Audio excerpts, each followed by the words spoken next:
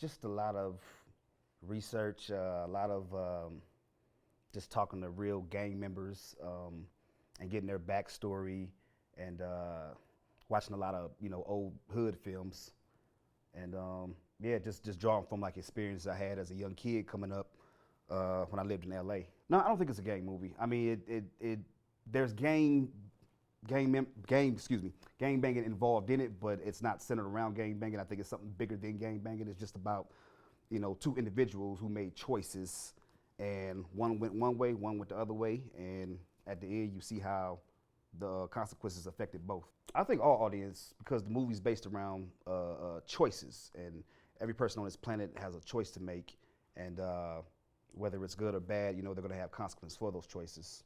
So, What's interesting about the movie itself, I explained this on another talk show that I was on, is that working inside the penitentiary as a correctional officer, I watched different individuals make decisions, and I looked at the consequences that they had to experience after they made those decisions. In my mind, when I wrote it, I wanted to let people know that there's a balance to life. There's things that we call decision making and critical thinking skills that one needs in order to be successful in life. And many a time we don't exercise those critical thinking skills. We typically base our decisions off of emotions, which is really not a good thing, because whatever heat of the moment you're in at that moment, that's how a lot of these individuals made their decisions. And so what I'm saying, when I wrote the movie, I wanted people to look back, take time, and think about what they're doing before they make their decision. I don't know. I'm more of a diverse filmmaker. You may have another film come out called Stop and Frisk, but my writing is a little bit more diverse. I have a film called Lyric that's about a Caucasian girl, 17-year-old Caucasian girl, who wants to go to an all-black school and do poetry because they don't allow it at the all-white school where she attends. So my writing is a little bit more diverse, and I want to reach the masses. I don't want to be known as a black filmmaker or a black director. I want to be known as a director, a filmmaker who puts out good information, good product. The theme song is called Choices. It was written by myself. I performed the rap on it. The song was done by Sam Thomas from Next Movement here in Las Vegas, Nevada. It was produced by J-Dub, Johnny Wyatt, and June Ski. So we all collaborated on something, and here again, I gave them the vision, I told them what I wanted, and they made it happen. First question I asked them was, "Hey, where can I get a copy?" Yeah, it gets your head moving. I actually saw the notice on social media for the table read for the film, and I think I was like a day late maybe. So I said, what the heck, I'll contact Mr. Faison anyway, see if I can still come to the table read. And basically, I came to the table read just to read, because the movie had really, or the casting really caught my attention. So I went to the table read. I actually read for another part, and after reading, that's when Mr. Faison came up to me and said, "Hey, how would you like to play Demetrius?" And I said, "Yeah, I'll take him on," after reading the script, because the script just really caught my attention. It was such a good script. It was just a role I couldn't turn down. So, yeah, he was feeling that while he was reading another script. He's supposed to be reading for another part, and he was feeling that. And I said, "Okay, well, let's see." But I thought he did an outstanding job, though. I did, and I knew that you was going to get that part.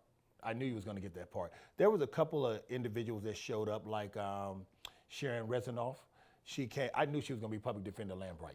But Judy Thomas gave her a run for her money as well, from that public defender standpoint.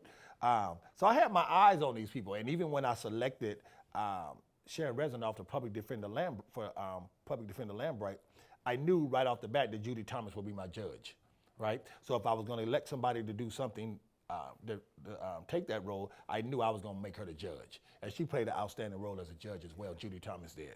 And so she did a good job. So some of these people came and they knew when they left, I want that part, And what's interesting, we had a lot of people fight for the lead role that David Hart is playing. I think we had 3 or 4 people try for that role.